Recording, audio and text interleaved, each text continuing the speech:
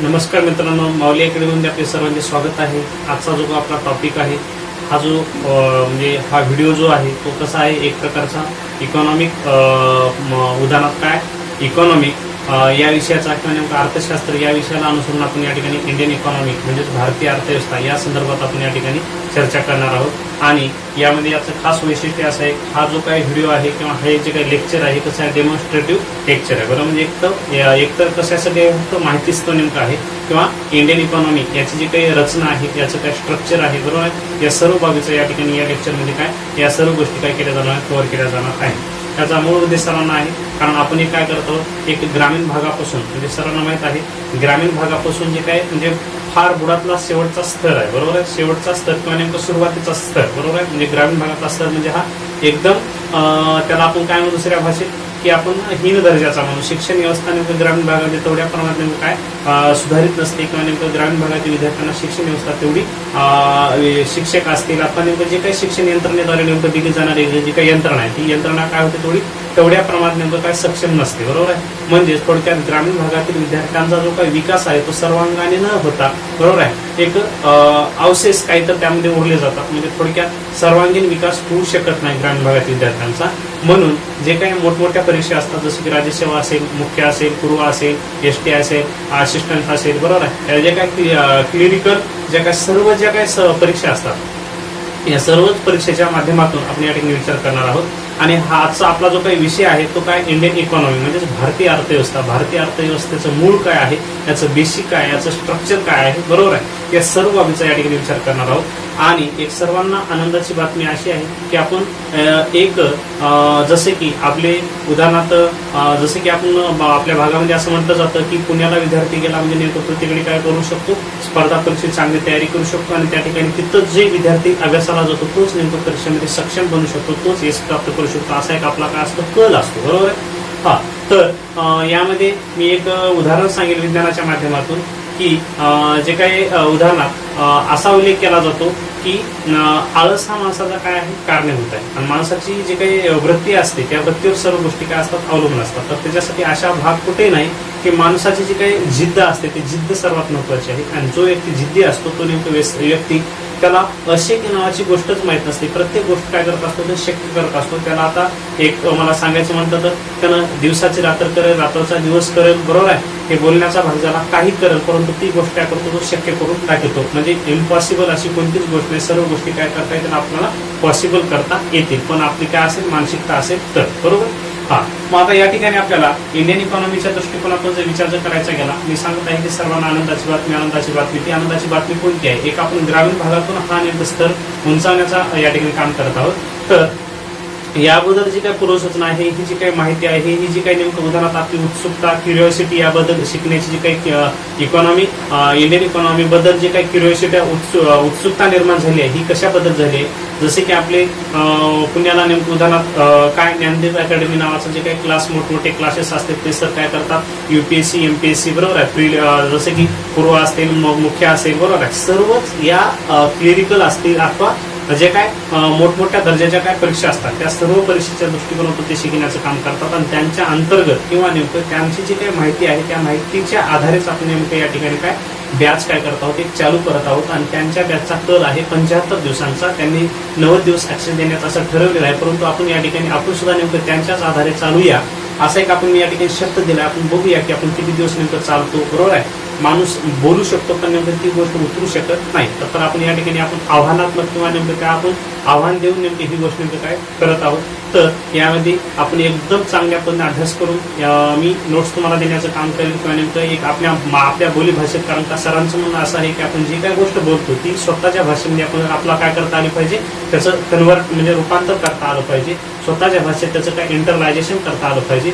या गोष्टी या दृष्टिकोनातून मी स्वतंत्र, कारण का अगोदरच काय काय आपण जसं की 10वी पस्तूर जे काही व्हिडिओ असतात ते आपण काय करत असतो, अपलोड करत होतो, बरोबर आहे. आणि असा विषय आहे की कोणतीही गोष्ट माणसाला सुरुवातीला जमणं शक्य नसते, बरोबर आहे. तर त्यामध्ये आपल्याला नेमकं थोडा वेळ द्यावा लागतो. माणूस जमत जसा माणूस बनतो तसा नेमका माणूस यामध्ये अभ्यासाच्या शैलीमध्ये सुद्धा कसा बनत काय होणार आहे, तो बनणार आहे. आणि त्याला त्या पद्धतीने नेमकं ऍक्सेस सुद्धा मिळणार आहे. ही गोष्ट नेमकं निसर्गता नेमकं चुकणार नाही, ही गोष्ट निसर्गाला सुद्धा मान्य आहे, बरोबर. ओके, तर आपला जो काय कल आहे तो नेमकं उदाहरणार्थ 100 दिवसाचा कल असू द्या, याहीपेक्षा नेमकं काय वाढून नेमकं व्हिडिओ पडण्याची शक्यता दाट आहे. आणि यामध्ये आपण जसं सरांची शैली आहे त्या सरांच्या शैलीनुसारच आपण या इथून होईल जे काय त्यांची सिस्टीम आहे त्या सिस्टीमद्वारेच आपण शिकण्याचा प्रयत्न करूया. जसं की आता इंडियन इकॉनॉमी बॅच असेल, जसं की तसेच इंडियन पॉलिटी बॅच असेल, त्या सर्व बॅचेस आपण या ठिकाणी चालू करण्याचं काम करणार आहोत. परत सर्वांना एक आनंदाची बातमी, त्यामध्ये आपल्याला काय करायचं आहे, जे काही दररोजचे जे काही दैनंदिन पद्धतीने सर सुद्धा काय करतात, जसे की उदाहरणार्थ त्या सरांचं नाव आहे माननीय महेश शिंदे सर. माननीय महेश शिंदे सर नेमकं आपण प्रयत्न करून योग्य पद्धतीने मार्गदर्शन करण्याचं काम करतात. त्यांची एवढीच इच्छा आहे की आपल्या भारतातील जी काही लोकसंख्या, अतोनात लोकसंख्या, या लोकसंख्येमुळं भारत नेमकं काय एकदम गरीब बनलेला आहे आणि अतोनात गरीब लोकसंख्या आहे. आणि या गरीब लोकसंख्येला भारताला नेमकं सावरता येत नाही, त्यांना नियंत्रणात आणता येत नाही. मग आपण कोणत्या ना कोणत्या दृष्टिकोनातून त्यांना शिक्षण देऊन नेमकं त्यांची जी काही वैचारिक दृष्टी आहे किंवा नेमकं जो काही ब्रेन आहे त्यांच्या ब्रेनमध्ये सुधारणा करून त्यांना कोणत्या ना कोणत्या रोजगार म्हणा कामासाठी त्यांना तत्पर करणं, सक्षम करणं हा त्यांचा दृष्टिकोन आहे. त्यांच्या दृष्टिकोनाचा विचार धरून आपण त्यांच्या शैलीनुसार म्हणून दैनंदिन पद्धतीने जसे ते व्हिडिओ अपलोड करून पाठवतील त्यांच्याच व्हिडिओचा आधार घेऊन आपण एक करंट इव्हेंट किंवा चालू घडामोडीचा सुद्धा नेमका आपण दररोजचं त्यांच्या नियमानुसार आपण व्हिडिओ सुद्धा एक काय करणार आहोत, अपलोड करणार आहोत. ही आपली माझा एक शब्द आहे, बरोबर. ओके, तर आपला सर्वांना समजलं. इंडियन इकॉनॉमी बॅच आपण सुरू करणार आहोत, इंडियन पॉलिटी बॅच सुरू करणार आहोत, बरोबर आहे. याचा ऍक्सेस तुम्हाला दररोजचं इन्फॉर्मेशन मिळून जाईल. तर आता या ठिकाणी आपला उद्देश काय इकॉनॉमीचा, तर या ठिकाणी काय अर्थव्यवस्था म्हणजेच काय, इकॉनॉमिक्स म्हणजेच काय, बरोबर आहे. या ठिकाणी आता जे काय आपले आता या ज्या काही गोष्टी आहेत, जे काही कोणी व्यक्ती किंवा नेमके जे काही विद्यार्थी कोणी व्हिडिओ बघत असतील, ज्यांनी स्पर्धा परीक्षा करता सोडून दिली असेल, जे कोणी स्पर्धा परीक्षा करायला सुरुवात केली नसेल, न करणारे सुद्धा नेमकं उदाहरणार्थ स्पर्धा परीक्षा करू शकतील. अथवा नेमकं जे काही नव्याने असतील ते देखील स्पर्धा परीक्षा सुरू करू शकतात. पण यामध्ये आज सर्वात महत्वाची बाब आहे जिद्द, चिकाटी. या गोष्टी नेमकं त्या व्यक्तीमध्ये कशा असल्या पाहिजे, तत्पर असल्या पाहिजेत. म्हणजे कोणतीही गोष्ट नेमकं दररोजच्या दररोज नेमकं आपण कंटिन्यूली नेमकं त्या गोष्टी कशा केल्या पाहिजेत, रेफर केल्या पाहिजेत, त्या संदर्भ जे आहे ते नेमकं ते बघितले पाहिजे, त्यांचं वाचन केलं पाहिजे, लिहिणं केलं पाहिजे, बरोबर. सर्वच गोष्टी त्यामध्ये काय अनिवार्य आहे. यासाठी आपण आपल्यामध्ये एक प्रकारचा भक्कमपणा असला पाहिजे अभ्यासामध्ये, आपला अभ्यासाचा दृष्टिकोन कसा असला पाहिजे, भक्कम असला पाहिजे, बरोबर. तरच गोष्टी नेमकं आपल्या या ठिकाणी या स्पर्धात्मक वातावरणामध्ये आपण काय टिकू शकणार आहोत. मला सांगायचं विज्ञानामधला प्रयोग म्हणतो तुम्ही, डार्विनचा नैसर्गिक निवडीचा सिद्धांत आहे. तो काय म्हणतो, सक्षम ते जगतील म्हणतो, बरोबर आहे. डार्विनचा नैसर्गिक निवडीचा सिद्धांत आहे. 10वीच्या विज्ञान भागवत मध्ये हा एक सिद्धांत आहे. कारण तो तुम्हाला विषय सोडून द्या, डार्विनचा नैसर्गिक निवडीचा सिद्धांत म्हणजे वैज्ञानिक कोण आहे, डार्विन आहे, बरोबर आहे. त्याने नैसर्गिक निवडीचा सिद्धांत असा मांडतात, ते सांगतात की सक्षम ते जगू शकतील. त्यांनी सांगितलंय की सक्षम ते जगतील. मग आता पहा, आता सक्षम होण्यासाठी आपल्याला काय करावं लागेल, कारण आपल्याला नेमकं आळस करता येणार नाही, बरोबर आहे. आळस हा माणसाचा काय असतो, वैरी असतो. पण ते काम माणसाला काय आळस हा करू देत नाही, बरोबर. त्याच्यासाठी त्यांनी सक्षम ते जगतील म्हणून. आणि वातावरण हे कसं आहे, एक प्रकारचं कॉम्पिटेटिव्ह एक्झाम म्हणजे स्पर्धात्मक वातावरण. आणि या वातावरणामध्ये जर टिकायचं असेल तर त्यांना आपल्याला काय सदृढ बनावं लागेल, सक्षम बनावं लागेल, तरच आपण या स्पर्धेमध्ये काय होणार आहोत, टिकणार आहोत, बरोबर. ही सर्वांनी गोष्ट नेमकं महत्वाची लक्षात ठेवली पाहिजे. आणि इथून जे काही जागृत नसतील, बरोबर आहे, जे काही झोपीमध्ये असतील ते देखील नेमकं या अवस्थेतून नेमकं जागृत व्हा आणि नेमकं अभ्यासाला सुरुवात करा. कारण का वाचाल तर वाचा, ही मोहीम नेमकं कुठेही चुकणार नाही. कारण का आपण पुस्तकाचं ज्ञान घेतलं होतं, त्या ज्ञानाच्या माध्यमातून आपली वैचारिक बुद्धी किंवा नेमकं समाजशील आपण होणार आहोत, बरोबर आहे. मानव हा मुळातच कसा आहे, समाजशील प्राणी आहे. आपला समाजशील बनायचं आहे, बरोबर. ओके, तर पहा आता हा बोलण्याचा भाग झाला. आता आपण चलूया, बरोबर. हा, तर आता पहा अर्थव्यवस्था म्हणजे इंडियन इकॉनॉमी, बरोबर. मग आता या ठिकाणी इंडियन इकॉनॉमी, आता बऱ्याच जणांचा प्रश्न असेल की बाबा आमच्याविषयी पुस्तक आम्ही कोणती वाचणार, आम्हाला सुरुवात कुठून करायची असेल. यामध्ये सर्व जे काही आपल्या डोक्यामध्ये जे काही गोंधळ चालतोय ते गोंधळ माझ्या लक्षात येतोय.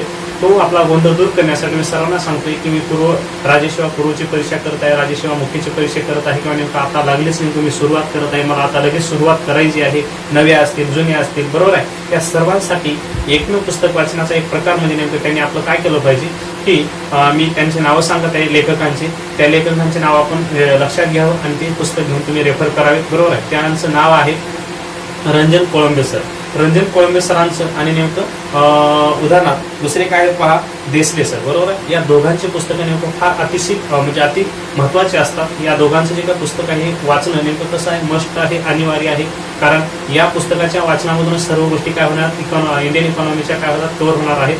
आणि या दोन्हीपैकी जर तुम्ही कोणतं पुस्तक घ्या असा तो उल्लेख केला असेल तर त्या ठिकाणी मला असं सांगायचे की जे काही देसले सर आहेत, देसले सरांचं थोडं नेमकं डिफिकल्ट स्वरूपाचं आहे. रचना एकमेकाची सारखीच आहे, फक्त नेमकं समजायला आपला थोडं फार होईल. परंतु सुरुवातीला आपण काय करायला पाहिजे, रंजन कोळंबे सरांचं आपण सर्वांनी पुस्तक वाचायला हवं. बरोबर, सर्वांना कळालं. सुरुवातीला काय रंजन कोळंबे सरांचं पुस्तक घ्यायचं आणि पुन्हा नेमकं देसले सरांचं घ्यायचं. ह्याच्या पलीकडे कोणतेही पुस्तक वाचण्याची आवश्यकता नाही. आणि ज्या काय आपल्याला अडीअडचणी असतात त्या नेमकं आपल्याला काय करायच्या, कोणत्याही असतील त्या नेमकं तो प्रश्न उचलायचा. मोबाईलवर आपल्या सर्वांशी मोबाईल आहे, नेटवर टाकायचा, बरोबर आहे. आणि त्या गोष्टीचं नेमकं इन्फॉर्मेशन आपल्याला लगेच ताबडतोब मिळून जाणार आहे. आणि चालू करंटनुसार जर असाल तर तुम्हाला इथून पुढच्या पुस्तकात सुद्धा आवश्यकता असणार नाही. कारण का दररोजचं दैनंदिन पद्धतीने चालणाऱ्या घडामोडीशी तुम्ही काय असणार, निगडीत असणार. त्यामुळे तुम्ही संलग्न असल्यामुळे तुम्हाला पुढील भविष्यामध्ये पुस्तकं सुद्धा आवश्यकता असणार नाही. आणि कारण का बरेच लेखक असतात, म्हणजे उदाहरणार्थ नेमकं त्यांचं कव्हर पेज चेंज करणं किंवा थोडी माहिती इकडे तिकडे करून नेमकं ते ऍडिशन म्हणजे नेमकं थोडक्यात नवीन पुस्तकाची निर्मिती करून किंवा नवीन आवृत्ती निर्माण करून तो जर डाटा असतो आणि पुन्हा बाजारामध्ये उपलब्ध असतो, आपला नेमकं लगेच आपला वाटतं की ते पुस्तक घ्यावे. ती इनागरण पुस्तके घेण्याची आवश्यकता नाही. सर्वात मस्ट म्हणून नेमकं आपण कोणते घ्यायचे, रंजन कोळंबे सर आणि देसले सर या दोघांचे पुस्तकं वाचणं अनिवार्य आहे. Clear, okay. तर पहा आता दुसरी गोष्ट अशी आहे, आता या ठिकाणी आपल्याला मला सांगायचं, मी जिद्दीविषयी तर सांगितलं, बरोबर आहे. आता सर्वांनी आपण काय ध्येयधोरण करून जर आपण आपलं नियोजन लावलं तर नेमकं आपल्याला काय असतं, ध्येय असतं, आपल्या वेळेचं काय असतं, नियोजन असतं, बरोबर आहे. फायनान्शियल प्लॅनिंग जसं आर्थिक नियोजन लावायचं असतं तसं नेमकं आपण वेळेचं सुद्धा काय असं काय लावता आलं पाहिजे, आता सर्वांना नियोजन लावता आलं पाहिजे किंवा नेमकं आपण जे काय ध्येय धोरण आपण निश्चित केलं पाहिजे, बरोबर. मग त्यासाठी आपण नियोजन काय केलं आहे, इंडियन इकॉनॉमी हा मला नेमकं काय 90 दिवसामध्ये हा विषय मला क्लोज करून टाकायचा, याच्यामध्ये सर्व गोष्टी आंतरराष्ट्रीय लेवलपर्यंत मला पाठांतर करून घ्यायचे, असा आपला सर्वांचा काय आहे उद्देश आहे, बरोबर. मग या ठिकाणी यासाठी आपल्याला काय करावं लागेल, जो काय याचा सिलेबस आहे, बरोबर आहे, या सिलेबसची कॉपी आपल्या सतत आपल्या समोर, आपल्या नजरेच्या समोर, आपल्या दृष्टीच्या समोर तिथे काय असली पाहिजे, समोर असली पाहिजे, जेणेकरून त्या जे काय घटक आहे त्या घटकाला अनुसरून आपण इकडे तुलना करू शकतो, नेटवर्क टाकून तुलना करू शकतो. या सर्व बाबीची तुलना करून आपला जो काय पॉईंट आहे तो काय एकदम मोकळा, म्हणजे आपला सर्व चांगल्या पद्धतीने समजण्याचा या ठिकाणी फायदा होणार आहे. यासाठी आपण सर्वांना लक्षात ठेवायला पाहिजे काय, जो काही सिलेबस आहे सिलेबसची कॉपी आपल्या नजरेसमोर असायला हवी, बरोबर. त्याच्यानंतर पुढची गोष्ट अशी आहे, आपली जी काही शिक्षण व्यवस्था आहे, आता मी जे काही तुम्हाला माझ्या बोलीभाषेत शिकवणार आहे, कारण का मी तर तुम्हाला सर्वांना सांगितलेलं आहे, महेश शिंदे सर काय म्हणतात की तुम्ही जे काही मी शिकवलेलं आहे, म्हणजे सरांनी जे काही शिकवलेलं आहे त्या शिकवणीचं तुम्ही स्वतःच्या भाषेत काय करा, कन्वर्ट करा, रूपांतर करा, त्याचं इंटरलायझेशन करा. त्यांची ही गोष्ट मी लक्षात ठेवून मी काय करत आहे, त्यांचाच व्हिडिओ पाहत आहे आणि त्यांच्याच व्हिडिओच्या मदतीनं मी काय करत आहे, त्या भाषेचं इंटरलायझेशन म्हणजे स्वतःच्या भाषेमध्ये रूपांतर करत आहे. थोडा गावा मला बोलण्याची शैली माझ्याकडे आहे, त्या शैलीच्या मदतीनं आणि थोडाफार माझा अभ्यास पण अगोदरचा होता त्याच्या मदतीनं आणि सरांचा अभ्यास यामध्ये ऍड करून या ठिकाणी बोलण्याचं काम करत आहे, बरोबर. म्हणजेच आपली जी काही व्यवस्था आहे, सर सुद्धा सांगतात की नेमकं मी माझ्या स्वतःच्या बोलीभाषेमध्ये बोलत आहे. मराठी फार किचकट आहे, बऱ्याच जणांना शब्द माहीत नसतील असा म्हणजे सर सुद्धा सांगतात, तसं मी सुद्धा सांगतोय की असे कोणतेही गोष्टीमध्ये गोंधळ न जाता मी तुम्हाला स्वतःच्या बोलीभाषेमध्ये बोलण्याचं काम करत आहे. काही आपले शब्द इंग्रजीमध्ये असतील, काही आपले मराठीमध्ये असतील. जर कोणाला कळत नसतील तर नेमकं ती विचारू शकतील आपल्याला काय कोणत्या शब्दाचा अर्थ काय असेल, बरोबर आहे. तर त्याची कुठल्या पद्धतीची अडचण नाही आणि तुम्हाला एकदम चांगल्या पद्धतीने जे काही प्रश्न तुम्ही विचारले ते नेमकं सांगण्याचा प्रयत्न करणार आहोत, बरोबर. आणि आपली भाषा कोणती असणार आहे, बोली भाषेतून आपलं शिक्षण यंत्रणा असणार आहे, बरोबर. पुढचा नेक्स्ट पॉईंट काय आहे पहा. आता आपली जी काय अर्थव्यवस्था बॅच आहे, या बॅचमध्ये आपण काय कोणकोणत्या गोष्टी कव्हर करणार आहोत, या भारतीय अर्थव्यवस्थेमध्ये कोणकोणता सिलेबस कव्हर केला जाणार आहे याचा पण आम्ही अगोदर तुम्हाला काय पूर्वसूचना देणार आहे, बरोबर. तर या ठिकाणी पहा. आणि या बॅचचा ऍक्सेस आता मी तुम्हाला सांगितलं 100 दिवस असेल आणि 100 दिवसापेक्षा प्लस पॉईंट मध्ये असेल, म्हणजे 100 अधिक व्हिडिओचे अपलोड केले जाणार आहे. हा आपला शब्दच आहे आणि 100% ते करणार म्हणजे करणारच आहोत, बरोबर. त्याच्यानंतर आता अभ्यासक्रम. आता अभ्यासक्रमामध्ये आपण जाण्याच्या अगोदर आता समग्रलक्षी अर्थव्यवस्था किंवा नेमकं समग्रलक्षी अर्थशास्त्र या ठिकाणी आपण लिहून ठेवलेलं आहे. अर्थव्यवस्था म्हणजे सर्वांना तुम्हाला कळालं असेल की या ठिकाणी मी तुम्हाला सांगितलं होते की व्यवस्था म्हणजे काय असतं, बरोबर आहे. तर व्यवस्था म्हणजे काय असते, एक प्रकारची सिस्टीम असते, त्या सिस्टीम अंतर्गत नेमकं मोडणारे घटक असतात बरेच, आणि त्या सर्व घटकांचं काय असतं, एक प्रकारचं उद्दिष्ट असतं. ते उद्दिष्ट काय असतं, की भारतातील प्रत्येक नागरिकांना काय रोजगार मिळवून द्यावा, बरोबर आहे. भारतातील प्रत्येक नागरिकांना योग्य पद्धतीने त्याला जगण्यासाठी काहीतरी त्याला उदरनिर्वाह करण्यासाठी रोजगार मिळवून द्यावा, हे सर्व आपल्या भारतीय अर्थव्यवस्थेचे काय एक प्रकारचे उद्दिष्ट आहे. ते कशा पद्धतीने ते सिद्ध करता येतं हे आपण या ठिकाणी पाहणार आहोत. आणि भारत सरकार ते कशा पद्धतीने त्या आपल्या भारतातील प्रत्येक व्यक्तीचं नियोजन कशा पद्धतीने लावतं, त्यांना रोजगार कसा मिळतो याचा या ठिकाणी विचार करणार आहे. बरोबर. हा, तर इकॉनॉमी आपण इंग्रजीमध्ये अर्थशास्त्रावर इकॉनॉमी असं नाव म्हणजे त्याचा उल्लेख केला जातो. बरोबर. त्याच्यानंतर समग्र लक्ष्य अर्थशास्त्र. आता या ठिकाणी गमत अशी आहे समग्र. बरोबर आहे, समग्र.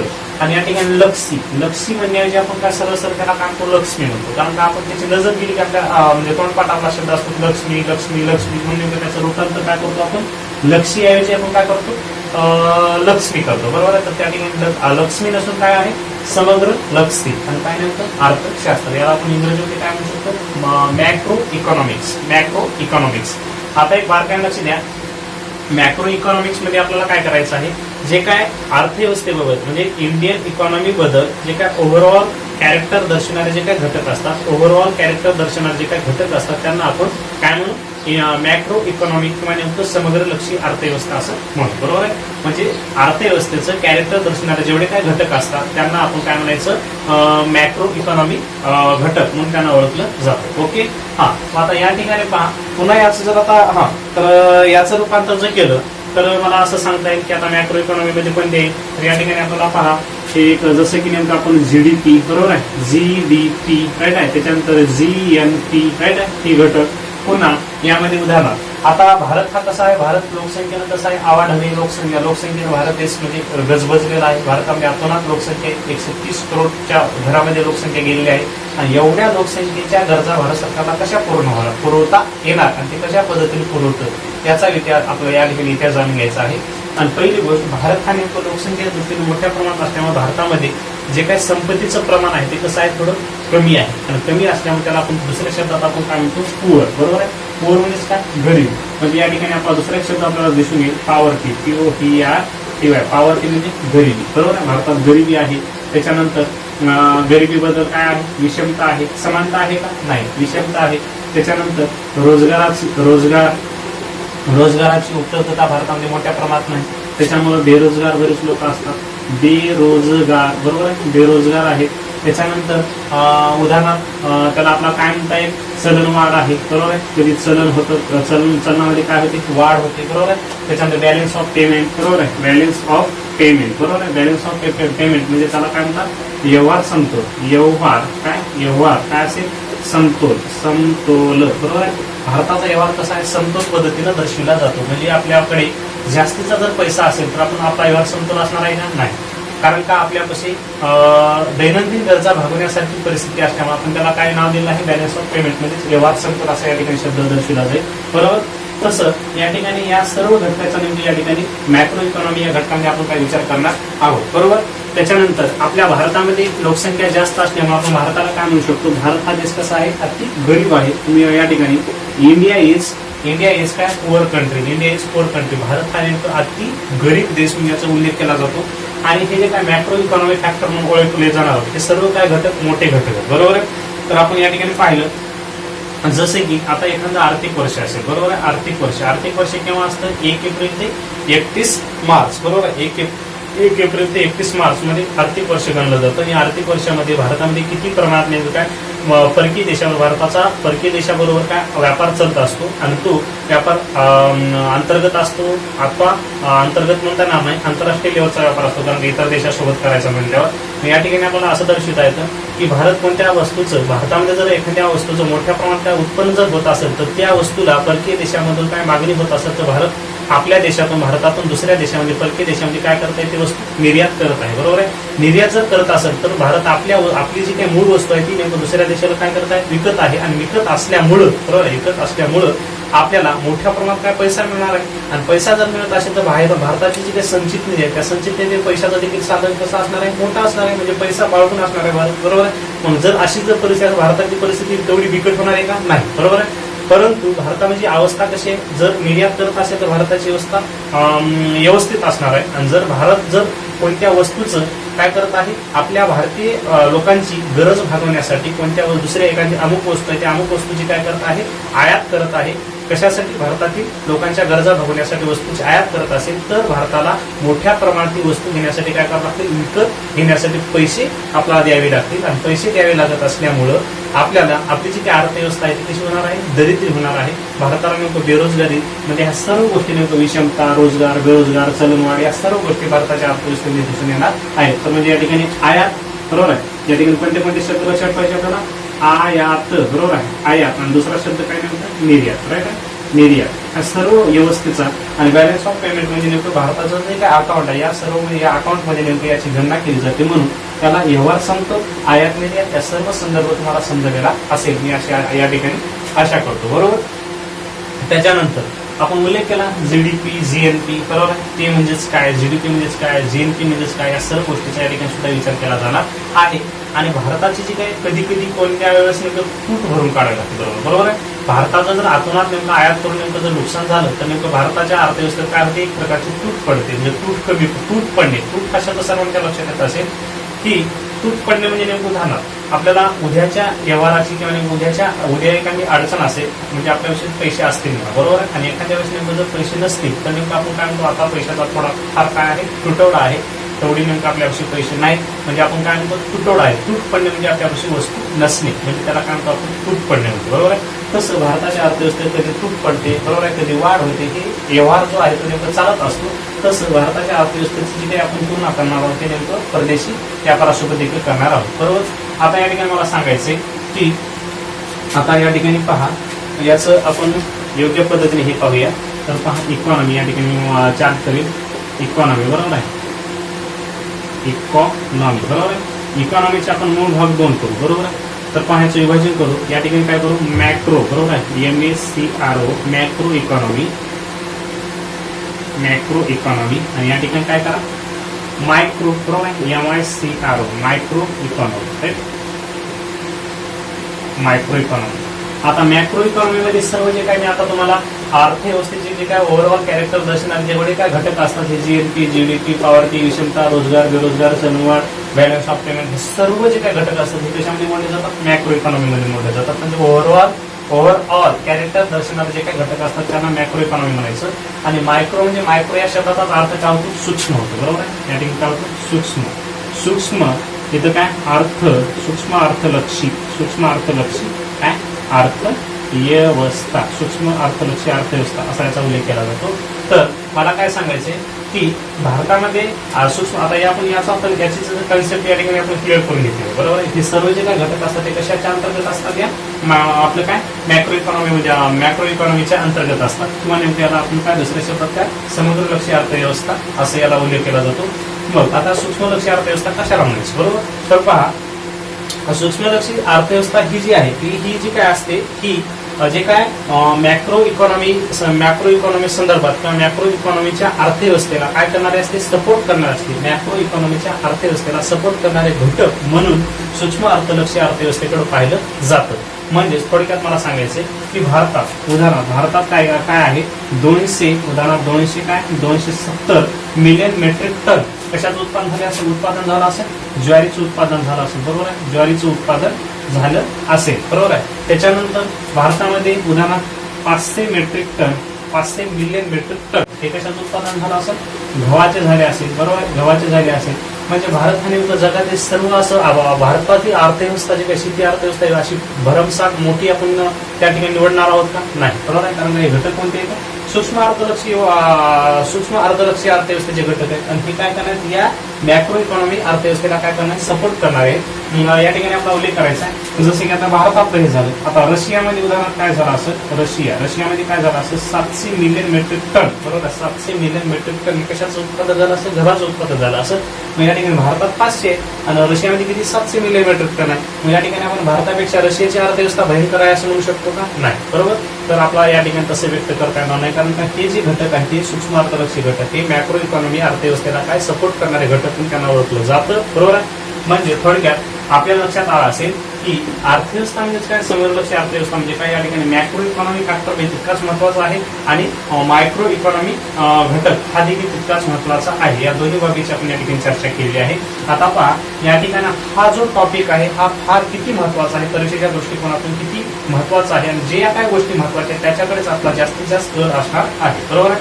तर पहा, या ठिकाणी मी याची अनालिसिस काढून ठेवले, म्हणजे आपल्याला या ठिकाणी याची तुलना करायची आहे. एका दशकाचा विचार करत आहोत आपण. आपण कोणत्या दशकात होता? 2020 आहे. आपण तुलना केली आहे 2011 पासून, बरोबर आहे. तर एकूण 9 वर्षाचा मी सिलेबस या ठिकाणी व्यक्त करून ठेवला. हा राज्यसेवा पूर्व असेल, राज्यसेवा मुख्य असेल, कोणते ST असेल, म्हणजे संपूर्ण मी तेवढा विषय घेतला नाही गंभीर, पण तुम्हाला थोडक्यात त्याचं एक थोडक्यात स्वरूप किंवा सरासरी सांगण्याचं काम करत आहे. तर पहा, वर्षे कोणतं आहे? 2011 मध्ये या आपलं काय समजलक्षी अर्थव्यवस्था या टॉपिकवर किती पॉईंट म्हणजे किती मार्क पडले? तर 2011 मध्ये 11 पडले, 2012 मध्ये 8, 2013 मध्ये 11, 14 मध्ये 14, 15 मध्ये 9 पडले, 16 मध्ये 11 पडले, 17 मध्ये 7 पडले, 18 मध्ये 11 पडले, 2019 मध्ये किती पडले? 14 पडले, बरोबर आहे. तर 14 पडले. 14 आहे, कुठं 11 आहे, कुठं 7 आहे, कुठं 9 आहे, बरोबर आहे. तर अशा हिशोबाने जर सरासरीचा विचार जर केला तर आपल्याला या ठिकाणी काय 10 ते 12 मार्क या ठिकाणी ॲव्हरेज मिळणार आहे. 12 पेक्षा उदाहरणार्थ आपण या ठिकाणी प्लस पॉईंट देऊ, बरोबर आहे, प्लस राईट आहे. आणि जर या ठिकाणी आपलं याची संपूर्णरित्या जर चांगली जर तयारी आपली सर्वांची झाली असेल तर या ठिकाणी निगेटिव्हचे जे काही 4 धरून या ठिकाणी आपण विचार जर केला तर या ठिकाणी बरोबर किती होणार आहे? 16 मार्कचं या ठिकाणी आपल्या सर्वांना बेनिफिट या ठिकाणी मिळणार आहे, बरोबर आहे. या ठिकाणी यासाठी हा जो काय टॉपिक समजलक्षी अर्थव्यवस्था जी काय आहे हा किती महत्वाचा या ठिकाणी आपल्या सर्वांच्या लक्षात आलेलं असेल, बरोबर आहे. तर या ठिकाणी या पद्धतीनुसार आपण या ठिकाणी सांगण्याचा प्रयत्न केला. आणि या अर्थव्यवस्थेमध्येच, बरोबर आहे, या अर्थव्यवस्थेमध्येच आपल्याला कोणते घटक मोडले जातात याचा पण या ठिकाणी विचार करायचा आहे. पुन्हा नेमकं या अर्थव्यवस्थेमध्ये भारताची अर्थव्यवस्था, महाराष्ट्राची अर्थव्यवस्था याचा पण नेमकं आपण एकदम चांगल्या पद्धतीने त्याच्या बाबतीत देखील डिस्कशन करणार आहोत, बरोबर. आता या हे जे काही संदर्भ आहेत, बरोबर आहे, या संदर्भामध्ये आपल्याला काय करायचं आहे की समजलक्षी अर्थव्यवस्था या पॉईंटमध्ये कोणते कोणते घटक मोडले जातात? तर पहा, राष्ट्रीय उत्पन्नाची उदाहरणार्थ संकल्पना आपला समजून घ्यायची आहे. GDP म्हणजेच काय, GNP म्हणजेच काय, बरोबर आहे. त्याच्या नॅशनल इन्कम म्हणजेच काय, नॅशनल पर कॅपिटल इन्कम म्हणजेच काय, बरोबर आहे. या सर्व बाबीचा आपण या ठिकाणी विचार करणार आहोत. त्याच्यानंतर मूल्यवर्धन, बरोबर आहे. किंवा मला असं सांगायचं आहे, बाजार असतो, बरोबर आहे. बाजार सर्वांना कळत असेल, बरोबर. बाजार असतो, बाजारामध्ये एखादी वस्तू असेल, बरोबर आहे. उदाहरणार्थ ही पेन आहे, बरोबर. या पेनाचं जर प्रमाण बाजारात काय असेल, वाढलं असेल, बरोबर आहे. बाजारात या पेनाचं जर काय प्रमाण वाढलं असेल, पेनाचं प्रमाण वाढतं आहे, प्रत्येक दुकानामध्ये भरमसाठ अशा पेना पूर्ण आहे, तर त्या वस्तू जे काय खरेदी करणारे व्यक्ती असतात, ती खरेदी करणारे व्यक्ती काय घेणाऱ्याची संख्या कशी असेल, कमी असेल, आणि वस्तूचं उत्पादन काय नेमकं जास्त असेल, तर या वस्तूची किंमत वाढेल का कमी होईल? वस्तूची किंमत वाढेल का कमी होईल?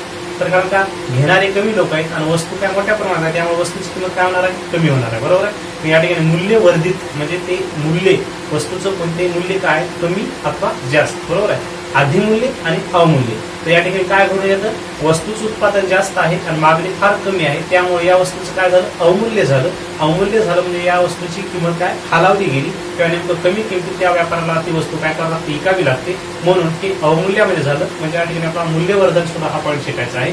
आणि दुसरी गोष्ट नेमकं या ठिकाणी जर वस्तूचा तुटवडा, वस्तूचा बाजारात काय आहे? तुटवडा आहे. तुटवडा म्हणजे मी तुम्हाला सांगितलं, वस्तूची काय आता तूट पडली, म्हणजे आपल्याला वस्तू भरमसाठ पाहिजे आहे, त्याला मागणी मोठ्या प्रमाणात आहे आणि वस्तूचं उत्पादन फार कमी आहे. मग या ठिकाणी नेमकं या वस्तूची उदाहरणार्थ काय होईल? किंमत वाढेल, बरोबर आहे. आणि किंमत वाढल्यामुळे त्या ठिकाणी काय वस्तूचं काय अधिमूल्यावर वस्तू विकतो, बरोबर आहे. म्हणजे प्रत्येक व्यापारी काय करतो की ती वस्तू नेमकं 10 रुपयाची असेल तर कोणी 15 करतो, कोणी 20 करतो, बरोबर आहे. या पद्धतीनुसार नेमकं विकण्याचं काम करतो. म्हणजे वस्तूचं काय, वस्तूवर काय होतं? अधिमूल्य होतं, म्हणजे वस्तू वाढते. म्हणजे तुमच्या लक्षात आलं असेल की मूल्यवर्धित पॉईंट हा किती महत्वाचा आहे, बरोबर. ओके. त्याच्यानंतर उदाहरणार्थ आता या ठिकाणी एक मी तुम्हाला गोष्ट सांगतो. आता एक गोष्ट म्हणून मी नाही तर या ठिकाणी आपल्याला कधी कधी नेमकं थोडी थिअरी सांगून सुद्धा चालावं लागेल. तर पहा, या ठिकाणी काय करायचे, एखादी उदाहरणार्थ हीच पेन आहे, बरोबर आहे. आता ही पेन आहे, या पेन मध्ये आपण काय केलं, जसे की अंतिम वस्तू सर्वांना कळत असेल, बरोबर आहे. जसे की नेमकं आता उदाहरणार्थ ही पेन आहे, परत नेमकं टोपण, पुन्हा नेमकं याच्यामध्ये इंक बॉटल, बरोबर आहे. एका एकानं आणणे ही वस्तू अंतिम आहे का? नाही. आता एकदमच आपल्याला नेमकं ही पेन अंतिम दिली, आपल्याला लिहिण्यासाठी तत्पर ही पेन आहे, बरोबर आहे. यामध्ये फक्त आपण लिहायला गेलो की आपण लिहिणं चालू आहे, पण नेमकं अंतिम वस्तू आपल्याला भेटली. परंतु अंतिम वस्तू न आणता म्हणजे उदाहरणार्थ या पेनमध्ये आपण थोड्या वेगळ्या पद्धतीने काही पेना एकूण लिहू शकतात, कोणत्या पेना एकूण लिहू शकतात, म्हणजे रंगी बेरंगी असतात, बरोबर आहे. आपल्याला रंग याच्यामध्ये वाढवायचा असेल तर यामध्ये आपण काय केलं, उदाहरणार्थ ही पेन किती रुपयाची आहे? 10 रुपयाची, बरोबर आहे. यामध्ये मी काय केलं, थोडक्यात रंगाचं प्रमाण वाढविण्यासाठी नेमकं थोडी याच्यामध्ये फॅकल्टी वेगळी केली. म्हणजे याची किती झाली? 5 रुपयाचा रंग दिला आपण, बरोबर आहे. तर या ठिकाणी याची किती किंमत झाली? 15 रुपयाची. आता हीच पेन नेमकं आपल्याला थोडे वेगळ्या म्हणजे थोडक्यात चांगल्या पद्धतीची इम्पॉर्टंट पेन किंवा नेमकं महत्वाची पेन म्हणून नेमकं आपण याकडे पाहण्यासाठी याची आपण पॉकेटमध्ये म्हणजे पॉकेटमध्ये ठेवण्याची त्याची प्रक्रिया पूर्ण केली. तर हे 15 आणि पॉकेटचे 5 रुपये म्हणजे असे किती झाले? 20 रुपये झाले, बरोबर आहे. आता ही पेन उत्पादकाने काय प्रोड्युसर जो असतो तो काय त्याला तयार केली आहे, बरोबर. आता ती पेन नेमकं काय गिरायकापासून आपल्याला पाठवायची, ते गिरायकापाशी पाठवण्यासाठी जो काय सप्लायर असतो, बरोबर आहे. सप्लायर म्हणजे सर्व्हिस कॉस्ट देणारे व्यक्ती जे असतात ते काय करतात, ती वस्तू तिथून घेऊन येतात आणि त्या ग्राहकापासून घेऊन देण्यासाठी, कंझ्युमर किंवा कस्टमर पासून घेऊन जाण्यासाठी किंवा त्यांना देण्यासाठी त्यांना बराच वेळ खर्चावा लागतो. काही त्यांना त्यांचा इतर खर्च असतो, बरोबर आहे. किंवा नेमकं त्यांची जी काही कॅलरी ऊर्जा एवढी जी काही खतम होते, त्या खतम झालेल्या ऊर्जेचा किंवा त्यांना त्या ऊर्जेचा काय झाला असतो, म्हणजे त्यांनी त्याचा हिशेब काढून अशी एकूण नेमकं त्यांनी 5 रुपये म्हणजे 2-4 रुपये त्यांना खर्च आला मधामध्ये, बरोबर आहे. आणि प्लस नेमकं उदाहरणार्थ 1 रुपया म्हणून नेमकं ते काय असे 5 रुपये वाढतात. म्हणजे अंतिम वस्तू आपल्याला नेमकं किती रुपयाला पडते, 25 रुपयाला पडते, बरोबर आहे. म्हणजे मी तुम्हाला राष्ट्रीय उत्पन्न कसं मोजावं हे सुद्धा सांगत आहे. आता पहा, या ठिकाणी तुम्हाला लक्षात घ्या, 10 रुपयाची पेन आहे पण डायरेक्ट 25ला विकली का नाही, कारण त्याच्याने 5 रुपयाचा कलर दिला, 15ला झाली, पुन्हा नेमकं त्याचं प्रॉफिट बनवला, पुन्हा 20ला झाली, पुन्हा नेमकं ते पुस्तक पाठवण्यासाठी, कस्टमर पाठवण्यासाठी, आणि तो लागणारा काय सायकलवाला असेल एखादा, त्याला हवा मारणे असेल, खाना असेल, पेन असेल, इतर सर्व गोष्टीचा विचार करून केला 1 रुपये नफा किती रुपयाला होतो, 25 रुपयाला होतो. तर या पद्धतीनुसार भारताची जी काही जीडीपी आहे, बरोबर, भारताची जीडीपी आहे ती किती रुपये असेल, 25 रुपये असेल, असं या ठिकाणी आपल्याला सांगता येतं, बरोबर आहे. तर हे थोडक्यात आपण सांगण्याचं काम झालं. तर असा हा जो काय पॉईंट आहे फार इंटरेस्टिंग आहे. म्हणजे याला आपण इंटरेस्टिंग करून नेमकं शिकलं तर आपली मानसिकता पॉझिटिव्ह पद्धतीने करून फिलिंग तर नेमकं आपण या पॉईंटमध्ये आपण सक्षम होणार आहात किंवा चांगल्या पद्धतीने आपण शिकणार आहात. ही गोष्ट सर्वांनी लक्षात केली पाहिजे आणि तुम्ही सुद्धा नेमकं या गोष्टीचं काय केलं पाहिजे, इंटरलायझेशन केलं पाहिजे. ती सर्वात महत्त्वाची गोष्ट आहे. तर या पद्धतीनुसार आपला हा जो काय इंडियन इकॉनॉमी या संदर्भात जो काय डेमॉन्स्ट्रेटिव्ह लेक्चर 1 होतं या ठिकाणी पूर्ण झालेलं आहे. तर या ठिकाणी आपण याचा स्क्रीनशॉट काढून घेऊ शकता आणि या ठिकाणी इथून पुढे आपण जे काही दैनंदिन पद्धतीने याचे व्हिडिओ अपलोड सुद्धा करणार आहोत. तर या ठिकाणी thank you very much, have a good day. Okay, या ठिकाणी स्क्रीनशॉट काढू शकता. तर या ठिकाणी आपण प्रश्न हा एक पाहूया आणि हा प्रश्न पाहिल्याच्यानंतर आपण या ठिकाणी सांगण्याचं काम करणार आहोत. तर पहा, आतापर्यंत आपण जे काही थेरी बघितली, बरोबर, त्या थेरीच्या माध्यमातून आपल्याला या ठिकाणी प्रश्न कशा स्वरूपाचे पडतात, म्हणजे आपण अभ्यास करून आपल्याला अभ्यास कसा असला पाहिजे, आपला अभ्यास कसा म्हणजे टेक्निकल स्वरूपात असला पाहिजे हे सुद्धा आपण या ठिकाणी लक्षात ठेवलं पाहिजे. तर पहा, या ठिकाणी काय म्हणतं, सरकारने स्वीकारलेल्या स्थूल आर्थिक स्थिरीकरण कार्यक्रमांतर्गत, इथं महत्वाचा शब्द कोणता आहे, स्थूल आहे, आणि आर्थिक स्थिरीकरण, बरोबर आहे, आर्थिक स्थिरीकरण कार्यक्रमांतर्गत खालील उपाय सुचविलेले आहेत, बरोबर आहे.